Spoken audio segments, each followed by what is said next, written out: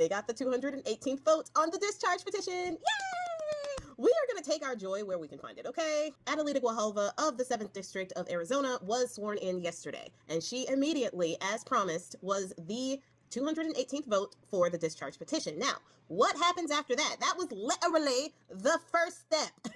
So what next? There is going to be a 7 legislative day waiting period. I know. I can already predict what I'm going to see in the comments. This might take a while because our Congress does not work. And honestly, their paychecks need to be tied to how many days they actually spend in session because this system is crap. But I digress. So after those 7 legislative days, which, yes, Mike Grinder Johnson can try to grind this whole thing to a halt, pun intended, by not having the House in session that much. However, it might be difficult for him to do that, being that they have not been in session for like 2 months. And that ridiculous CR has been signed by Spurs himself, so there is no excuses now not to be in session and to not run the government.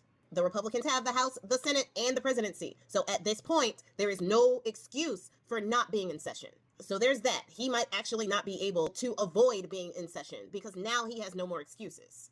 And the Republicans are actually watching him now. And if he were to do that, if he were to delay those sessions, it would be ridiculously obvious why he's doing that. So there's that. Now, after the 7th legislative days, he will have 48 hours to schedule a vote. He has no choice. They have outnumbered him. So he must schedule a vote on the resolution to release all of those files. Now, the thing is, there have been tons and tons of reporting and information coming out about those files and emails that are not looking good at all for Spurs. So more and more Republicans are breaking ranks, but I'll get to that part in a minute. What happens after they schedule a vote? So the House of Representatives will vote on it. It is looking like they're going to have the votes. After they vote on it, it goes to the Senate. Now, granted, it might meet its end at the Senate.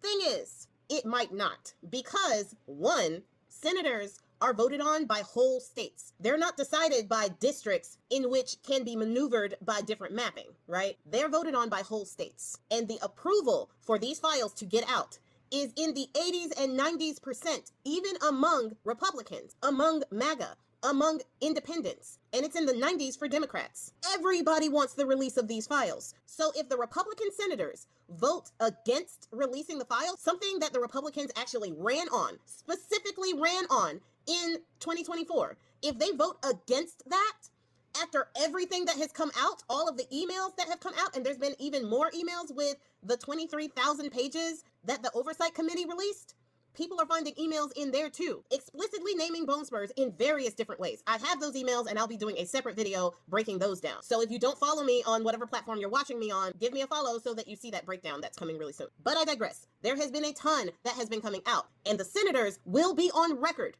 saying that they do not want to release those files, which is a grossly unpopular decision. So they are risking a lot if they vote that down. Now, they may go ahead and risk it because there might be even more repercussions for it coming out than it not coming out.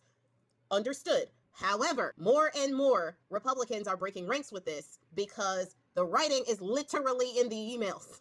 Remember when they were all up in and about Hillary's emails, but we never actually saw any emails that were incriminating? Like, it was pretty much a nothing burger that they made a thing for like 4 years. We're actually seeing the emails. And there is a lot that mainstream media is missing about these emails. Like, anyway, I'll break it down in another video. But the senators aren't going to have as easy a time as they might think voting this down. Now, what happens after that? Sorry, it goes to Spurs for a signature. Now we understand why he is freaking out so much and trying to not even get it to the floor. Because if it doesn't get to the floor, it won't get voted on in the House. And if it doesn't get voted on in the House, it can't go to the Senate. And if it can't go to the Senate, it can't go to his desk. He ran on releasing the files. People, including an E-Man survivor, voted for him. I'm not even kidding. An E-Man survivor voted for Spurs, specifically because Spurs said that he was going to release the files.